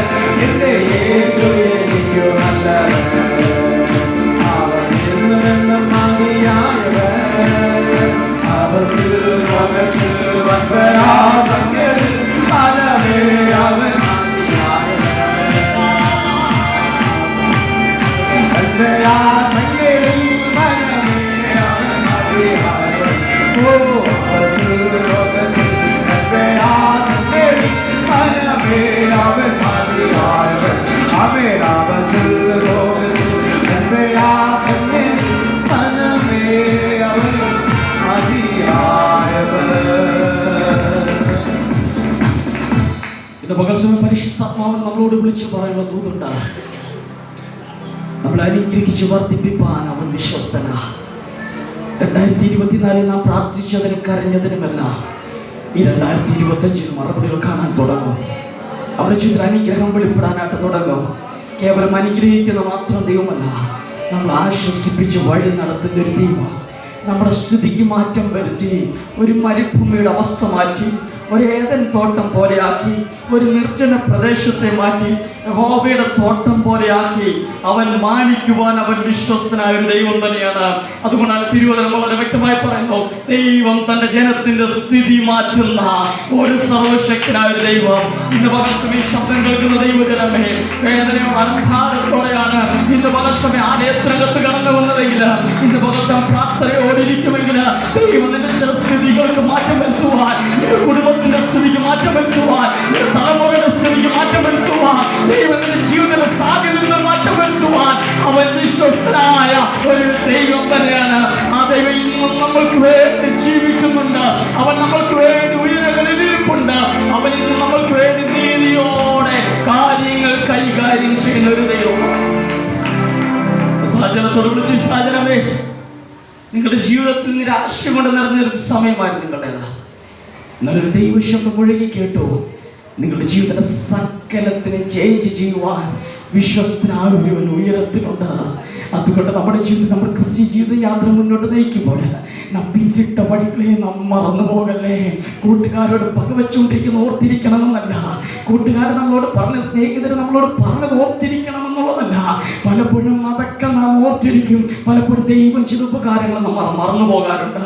എന്നാൽ അതെല്ലാം മറന്നിട്ട് കൂട്ടുകാരൻ നമ്മളോട് പറഞ്ഞത്, സ്നേഹിതരെ നമ്മളോട് പറഞ്ഞത്, ചാർച്ചക്കാർ നമ്മളോട് പറഞ്ഞത്, സകലതും ഒന്ന് മറന്നിട്ട് ദൈവം ചെയ്ത ഉപകാരങ്ങളെ മറന്നു പോകാതെ നാം നമ്മുടെ കാഴ്ചപ്പാടുകളെ എടുത്ത് മുന്നോട്ട് വയ്ക്കുമെങ്കിൽ നമ്മുടെ ലക്ഷ്യസ്ഥാനത്ത് അവൻ എത്തിക്കുക തന്നെ ചെയ്യാൻ ഇടയായി വരും. പലപ്പോഴും ദൈവശബ്ദം കേട്ടിട്ട് മറുതലിച്ച് നാം പുറങ്ങോട്ട് പോയിട്ടുണ്ടെങ്കിൽ, ദൈവശബ്ദം കേട്ട് മറുതലിച്ച് നാം മാറി നിന്നിട്ടുണ്ടെങ്കിൽ, ഇന്നും മടങ്ങി വന്ന ദൈവപാടുവിന് ദൈവമേ പലപ്പോഴും അങ്ങനെ കേൾപ്പിച്ച ആലോചനയ്ക്ക്, അങ്ങനെ കേൾപ്പിച്ച ദൈവശബ്ദത്തിന് പലപ്പോഴും ഞാൻ ഭംഗം വരുത്തി ഓടിയിട്ടുണ്ട് കർത്താവേ. ഇന്ന് ഞാനൊന്ന് മടങ്ങി വരികയാണ്. ഇന്ന് നാം ഒന്ന് മടങ്ങി വരും തീരുമാനമെടുക്കുമെങ്കിൽ ദൈവം ചെയ്തിട്ടുള്ള മാറ്റത്തിന്റെ ആരംഭം ഈ മാസം ദൈവം ആരംഭിക്കാനായിട്ട് തുടങ്ങും. ദൈവം ചെയ്തിട്ടുള്ള വാഗ്ദത്തങ്ങൾ ഒരിക്കലും ദൈവം മറന്നു പോകത്തില്ല. നമ്മൾ പലപ്പോഴും മറന്നു പോകാറുണ്ട്. എന്നാൽ ദൈവം കൃത്യമായിട്ട് അത് എഴുതി വെച്ചിട്ടുണ്ട്. തൻ്റെ മക്കളോട് എന്തൊക്കെയാണ് പറഞ്ഞത്, എന്തൊക്കെയാണ് നൽകി കൊടുക്കേണ്ടത്, ഏതൊക്കെ സമയത്താണ് ചെയ്യേണ്ടത് എന്നുള്ളത് ദൈവം കൃത്യമായിട്ട് തന്നെ എഴുതി വെച്ചിട്ടുണ്ട്. പലപ്പോഴും അതെന്താ താമസിക്കുന്നതെന്ന് നാം ചോദിക്കാറില്ലേ? അതിന് പിന്നിലെ കാരണം മറ്റൊന്നുമല്ല കേട്ടോ. പലപ്പോഴും നമ്മൾ എവിടേക്കോ ദൈവം നടന്നു പോയിട്ടുണ്ട്. ദൈവം വാഗ്ദത്തം ചെയ്തിട്ട് ദൈവം നൽകി തരുമെന്ന് പറഞ്ഞ് നാം ഒന്ന് മാറി നിൽക്കരുത്. അതിനുവേണ്ടി നാം ആഗ്രഹിക്കണം, ദൈവത്തോട് കൂടുതൽ എടുക്കണം. ഈ സാഹചര്യത്തോട് അത് എന്നെ വിളിച്ചു പറയുന്ന സാഹചര്യമേ, നിങ്ങളൊന്നും മടങ്ങി വന്നിട്ട് നിങ്ങൾ എൻ്റെ ശബ്ദത്തിൻ്റെ മുൻപിൽ നിന്ന് കീഴടങ്ങണം. ഇന്ന് പകൽ സമയം എത്ര പേർക്ക് താല്പര്യമുണ്ട്? ഒരു മരുഭൂമി യാത്രയിൽ ഞാൻ ഓടിക്കൊണ്ടിരിക്കുമ്പോൾ, എൻ്റെ ക്രിസ്ത്യൻ ഒരു മരുഭൂമി യാത്രയാണ് കർത്താവേ. ഞാൻ ഓടിക്കൊണ്ടിരിക്കുമ്പോൾ അങ്ങനെ ശബ്ദത്തിന് മുൻപിൽ കീഴടങ്ങുവാൻ കർത്താവേ നീ ഒന്ന് സഹായിക്കണമെന്ന് ഇന്ന് പകൽ സമയം നാം പ്രാർത്ഥനയോടെ നാം ദൈവസന്നിധിയിലായിരിക്കുമെങ്കിൽ ആ സർവശക്തനായ ദൈവത്തോടുള്ള മുൻപോട്ടുള്ള യാത്രയിൽ അവൻ നമ്മളെ ശക്തീകരിച്ച് ബലത്തോടെ നമ്മളെ ഓടാൻ സഹായിക്കാൻ ഇടയിൽ തരും. ആ ലക്ഷ്യസ്ഥാനം വരെ എത്തുവാൻ ദൈവത്തിൻ്റെ കൃപ പ്രാപിച്ചുകൊണ്ട് ഈ ദിവസം വിചാരിക്കാം സർവശക്തനായ ദൈവം നമ്മളെ ഓരോരുത്തരും അമേരിക്കയുമാട്ടെ. ഈ സമയം വരെ മാറ്റമില്ലാത്ത ദൈവങ്ങൾ സംസാരിപ്പാൻ സമയം നൽകി തന്ന കർത്താവിന്റെ ദാസനോട്, പ്രിയ സഹോദരിയോടും പ്രിയ എല്ലാ ദൈവജനത്തോടും നന്ദി അറിയിക്കുന്ന ദിവസങ്ങൾ ധാരാളമായി അനുഗ്രഹിക്കട്ടെ.